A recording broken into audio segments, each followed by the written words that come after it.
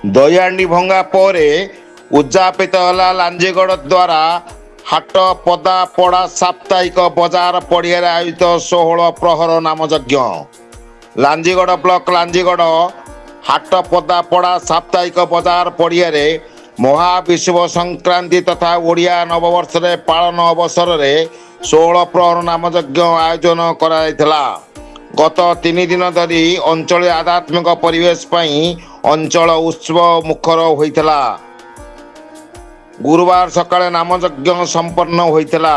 ଏହାପରେ ପୂର୍ଣ୍ଣାହୁତି ହୋମ କରାଯାଇଥିଲା। ପରବର୍ତ୍ତୀ ସମୟରେ ଦହି ହାଣ୍ଡି ନେଇ ଏକ ଶୋଭାଯାତ୍ରାରେ ନଗର ପରିକ୍ରମା କରାଯାଇଥିଲା। ଦିନ 1:30 ବେଳେ ଯଜ୍ଞ ମଣ୍ଡପରେ ଦହି ହାଣ୍ଡି ଭଙ୍ଗା ଯାଇଥିଲା।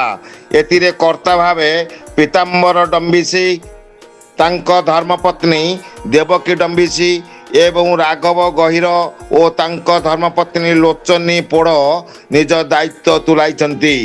ମୁଖ୍ୟ ପୁରୋହିତ ଭାବେ ମୁରଲୀଧର ତ୍ରିପାଠୀ, ସହ ପୁରୋହିତ ଭାବେ ଚକ୍ରଧର ତ୍ରିପାଠୀ, ପୂର୍ଣ୍ଣଚନ୍ଦ୍ର ମହାପାତ୍ର, ମଧୁସୂଦନ କର, କରୁଣାକର ତ୍ରିପାଠୀ ପ୍ରମୁଖ ପୂଜା କର୍ମ କରିଥିଲେ। ଏହି ନାମଯଜ୍ଞରେ କଳାହାଣ୍ଡି ଜିଲ୍ଲା ଓ ରାୟଗଡ଼ା ଜିଲ୍ଲାରୁ 9 ଗୋଟି ସଂକୀର୍ତ୍ତନ ଦଳ ଭାଗ ନେଇଥିଲେ।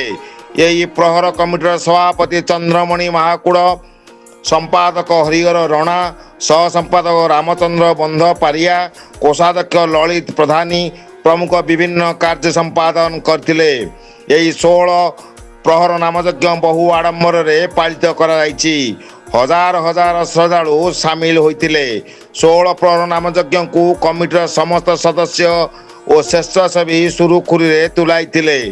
ଏହି 16 ପ୍ରହର ନାମଯଜ୍ଞ କାର୍ଯ୍ୟକ୍ରମରେ ଲାଞ୍ଜିଗଡ଼ ନିର୍ବାଚନ ମଣ୍ଡଳୀର ବିଧାୟକ ପ୍ରଦୀପ ଦିଶାରୀ, ଲାଞ୍ଜିଗଡ଼ ବ୍ଲକ ଅଧ୍ୟକ୍ଷା କମଳା ପାତ୍ର, ଲାଞ୍ଜିଗଡ଼ ରାଜା ସୁରେନ୍ଦ୍ର ପ୍ରତାପ ସିଂଦେଓ, ଲାଞ୍ଜିଗଡ଼ ଆଞ୍ଚଳିକ ବିକାଶ ପରିଷଦ ଅଧ୍ୟକ୍ଷ ଶ୍ରୀଧର ପେସ୍ନିଆ, ଲାଞ୍ଜିଗଡ଼ ନିର୍ବାଚନ ମଣ୍ଡଳୀର ପୂର୍ବତନ ବିଧାୟକ ଶିବାଜୀ ମାଝୀ, ହରିଶଙ୍କର ପାତ୍ର, ଧବଳେଶ୍ୱର ପୁରୋହିତ ପ୍ରମୁଖ ଯୋଗ ଦେଇଥିଲେ।